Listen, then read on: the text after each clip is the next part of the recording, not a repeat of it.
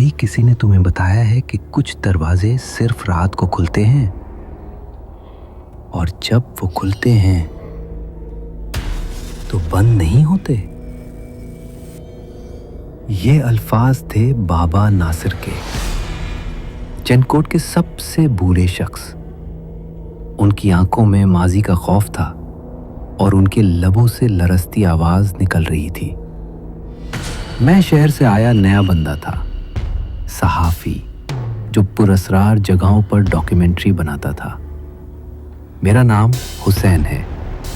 मैं किसी कहानी का हिस्सा बनने नहीं आया था, मैं तो सिर्फ दूसरों की दास्तानें सुनाता था। मगर इस बार मैं खुद एक कहानी बनने जा रहा था। ये इमारत गांव से बाहर थी, बोसीदा छत जगह जगह से गरी हुई और दरो दीवार पर खराशें थी, जैसे किसी ने नाखूनों से लकड़ी चीरने की कोशिश की हो। एक मकामी ने बताया, साहिब इस घर में जो आखिरी बार गया वापस नहीं आया। मैंने सिर्फ हंसा और कहा, मैं सहाफ़ी हूं, जिन भूतों से नहीं डरता। पहली रात जब मैं वहां ठहरा तो लगा जैसे दीवारें सांस ले रही हों, हवा जैसे कुछ कह रही हो, या कोई शख्स सांस रोककर मुझे देख रहा हो। ठक ठक ठक।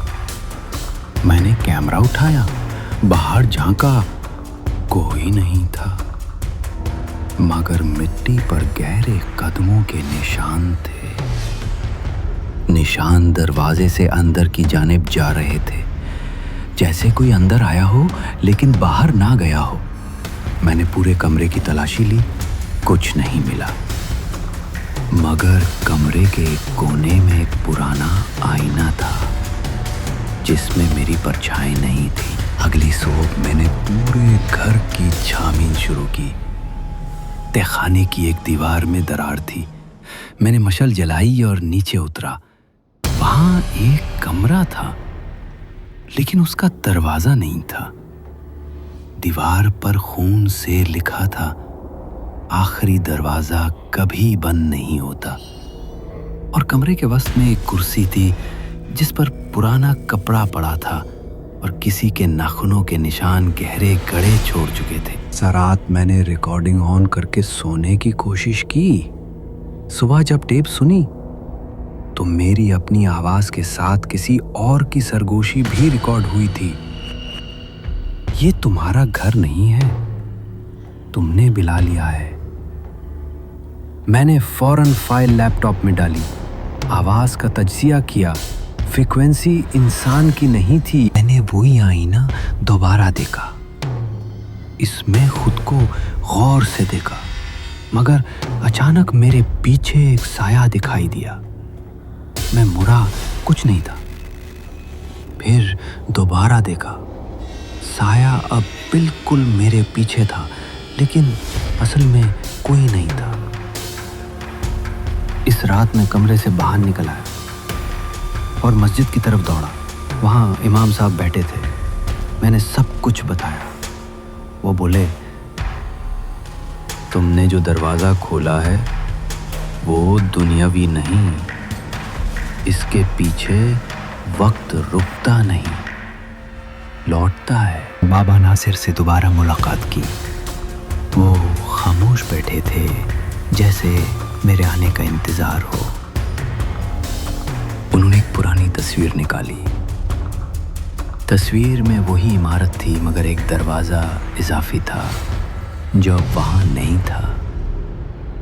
ये आखिरी दरवाज़ा है बेटा, इसे जो देख ले वो खुद को भूल जाता है। रात एक ख्वाब आया। मैं खुद को उसी कमरे में पाया, कुर्सी पर बंधा हुआ। कोई वजूद आहिस्ता आहिस्ता करीब आया। उसका चेहरा नहीं था, सिर्फ धुआं। और उसने कहा, तुम्हारी जगह कोई और चाहिए, तब तुम बचोगे। मैं चीखा, क्या मतलब?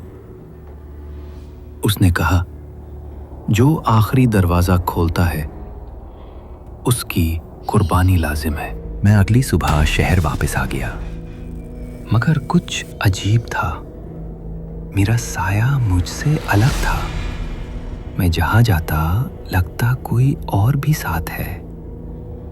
मेरे ख्वाब में बार बार वही दरवाजा आता है और अब वो हर रोज थोड़ा थोड़ा खुलता है। अगर तुमने कभी ख्वाब में दरवाजे की आवाज सुनी हो या किसी परछाई को बगैर रोशनी के देखा हो तो शायद तुमने भी किसी आखिरी दरवाजे की झलक देख ली है।